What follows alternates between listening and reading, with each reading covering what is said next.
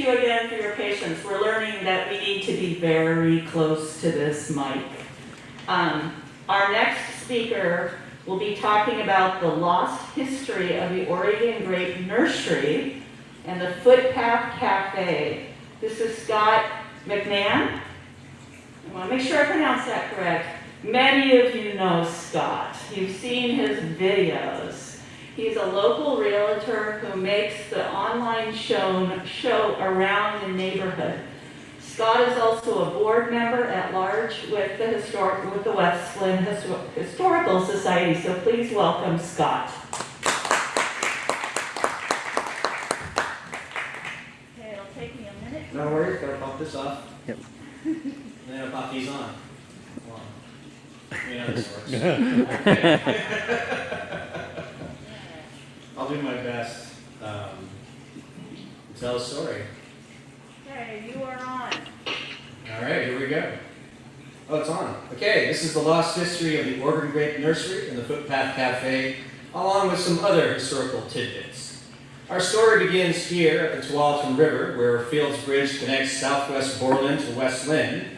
Joseph Fields laid claim to this area, and around 1852, he started to offer a ferry service for people who needed to cross the Tualatin River.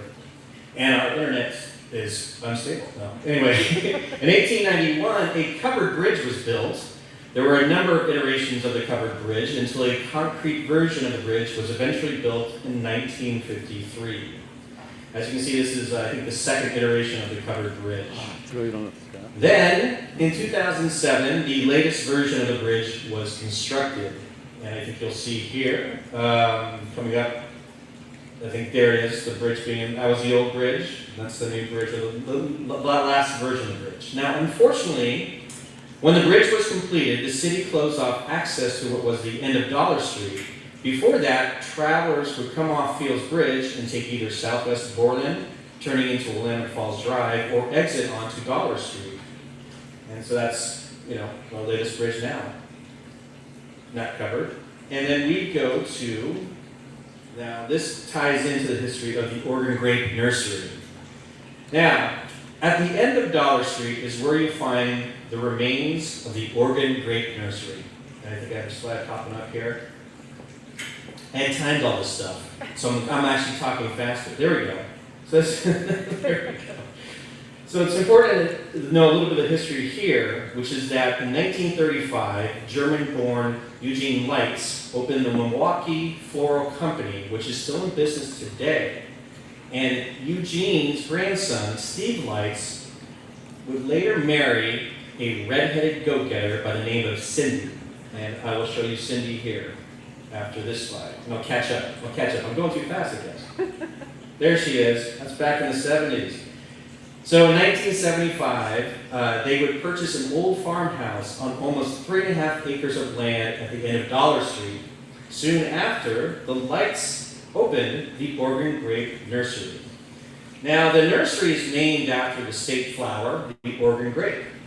And then Sydney Lights, as she was known then, admits that she knew nothing about which flower was which. And there she is. But she learned everything she could from her husband and his years of working in the family business. Now, initially, the Lightses were just going to focus on the wholesale of wildflowers and native shrubs, but 2 seasons in particular became very important for this very small nursery. One of them was springtime and Mother's Day. So they pop over to, there they are, Mother's Day. The nursery would expand large enough to need 5 greenhouses, a huge ice cooler to be built on the premises. Besides supplying wholesale flower baskets to businesses all over the country, the Oregon Grape Nursery would also sell retail to local residents. The second big one was Christmas time, and the small nursery gained notoriety with the production of 75-foot-long Christmas gardens and up to 25,000 hand-woven Christmas wreaths each year. Now, Cindy's kids, Greta and Isaac, grew up helping Mom with the business, even participating in parades and making their own wreaths themselves at a young age, even that small. So, the wreaths and garlands from the Oregon Grape Nursery were so well made and popular that the Smithsonian in Washington, D.C. ordered them for their holiday decorations. Now, with Cindy's enthusiasm and Cindy's enthusiasm and willingness to be involved with the local community, the Oregon Grape Nursery donated and sponsored events in Westland over the years, including donating the large garlands for the poles along historic Main Street, partaking in the city parades, and sponsoring river raft races along the Tualatin River. Now, in 1987, the nursery closed for a short period while Cindy and Steve were finalizing their divorce. In 1989, Cindy received full ownership of the business. Cindy sold a good portion of that property to developers above the nursery to ensure that the incoming residents had access to the nursery. Cindy had those developers build a path to the nursery's back door, known as the Footpath. By 1993, with all the new homes coming in from the sale of her land, Cindy extended the footpath to the old farmhouse and turned it into the Footpath Cafe, run by her daughter Greta.